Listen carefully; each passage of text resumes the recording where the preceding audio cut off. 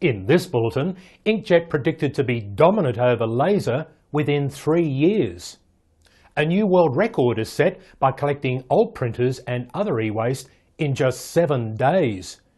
And 97% say hard copy printing is still the preferred way to do business. From across the planet, Recycling Times keeps you in touch with the latest computer printing news. Hello, I'm David Gibbons and here is the news. More than 3/4 of Americans would change from laser printers to inkjet printers if it meant they could save money.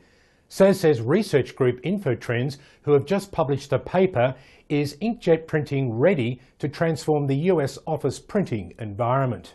In fact, InfoTrends estimates 56% of all business printers will be inkjet by 2016.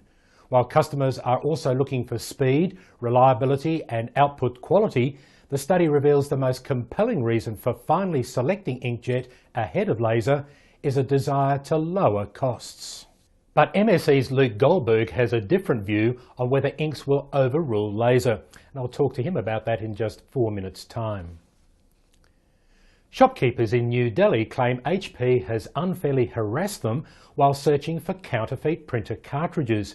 Indian news agency DQ Week reports HP's anti-counterfeit team followed no procedures and were heavy-handed during raids in several marketplaces. CMDA, the Dealers Association in New Delhi, say their members always stood for ethical business practices and have cooperated with HP and other OEMs in the past. The association wants to know why HP India has confused legally remanufactured cartridges with the illegal trade of counterfeit cartridges. Australians were urged to set a new world record by collecting the most e-waste in just 7 days.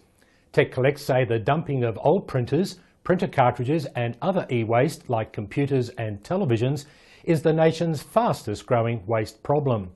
90% of all e-waste could be recycled into new products, but less than 20% is actually reclaimed. We need to increase the awareness so that people understand it's free and easy to recycle and to let them know what to do with their old product. Tech Collect works with local government authorities to help make it easy for people to get to one of their 65 drop-off sites across Australia. We're delighted with the contribution of the general public. They've got on board. A number of our partners who are local councils and waste management companies have really got on board and pushed this so that the community is aware of the program. And it is exciting to be part of the world record. Everyone wants to play. Australians were asked to drop off their used e-waste lying around the home and the office to be recycled for free to help set the new world record.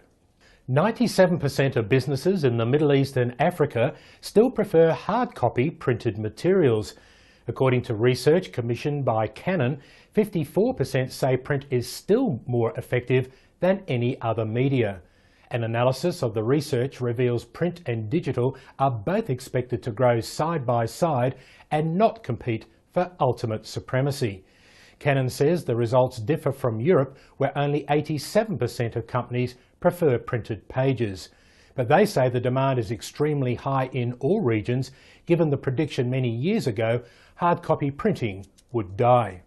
Canon released the findings at Gulf Print Pack 2013, the Dubai-based show dedicated to the printing and graphics industry. Writing competitions, webinars and hundreds of other events were held around the world on April 26 to commemorate World Intellectual Property Day. The World Intellectual Property Organisation, or WIPO, set up the annual day back in 2000 and has promoted a different theme each year. WIPO wants to raise awareness of how patents, copyright, trademarks and designs impact on daily life. In order to celebrate the creativity of innovators across the globe, this year's theme is called Creativity, the Next Generation. Printer companies in China are doing better and better for the IP issues. For example, PrintWriter has over 2,000 patents, including some technical breakthrough, the no-twist and smart technology. And also I noticed Nine Star has some good patent applications recently. WIPO is one of the 17 specialised agencies of the United Nations. And in brief, Caton Toners, based in Minnesota, USA, has just celebrated 25 billion colour pages printed by their customers using their colour toners over 30 years.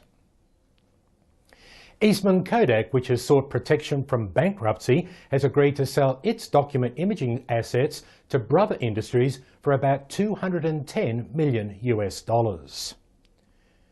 Static Control has got behind the Italian Printer Cartridge Association, PACTO, who are stepping up their efforts to rid Italy of clone cartridges coming from Asia. Okidata and Toshiba have launched the first range of new multi-function printers, which uses technologies developed by both companies. HP is stepping up its fight against counterfeited printer cartridges in the Middle East and Africa by placing sophisticated holographic security labels on the outer packaging. And Memjet have just launched their 60-page per minute C6010 office colour printers in Canada, saying the printers have the potential to jumpstart business productivity there.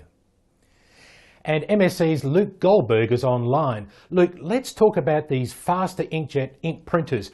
Will they, in your opinion, make any impact in the lucrative office market? Well, David, the way that these printers are designed today, the answer would have to be no, because the current printers are really being sold through retail. They're not being sold through dealer channels, and retail printers are mainly going to go to the Soho market and the small business market.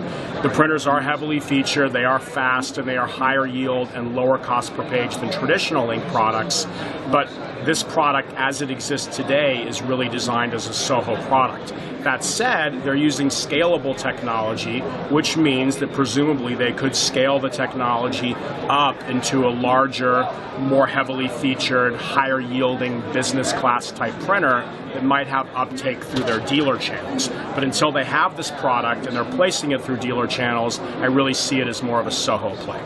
Thanks, Luke Goldberg. And German-based OCP Inks are still looking for the thief who got away with 2,500 kilograms of their ink over the last 3 or 4 months. And you can read more in this month's New Look News and Views magazine with OCP Ink's Horst Edelmeier on the cover. Well, those were the biggest stories in printer consumable news this week. See you again next week. I'm David Gibbons.